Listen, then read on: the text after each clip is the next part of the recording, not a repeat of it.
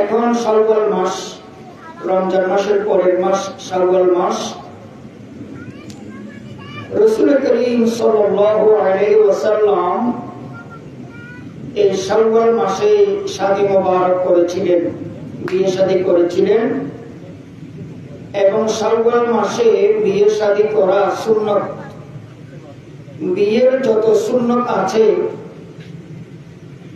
বিয়ের দাওয়াত দেওয়া, এলান করা এবং বিয়ের এই খুতবা পড়া, মসজিদে বিয়ের ব্যবস্থা করা এবং খেজুর খাওয়ানো বা মিষ্টান্ন জিনিস খাওয়ানো, জুমার দিন বিয়ে করা, এই অলিমা খাওয়ানো, স্বামীর পক্ষ থেকে স্বামীর টাকা দিয়ে অলিমা খাওয়ানো, এইরকম বিয়ের যত সুন্নত আছে তার মধ্যে একটি সুন্নত হচ্ছে শাওয়াল মাসে বিয়ে করা।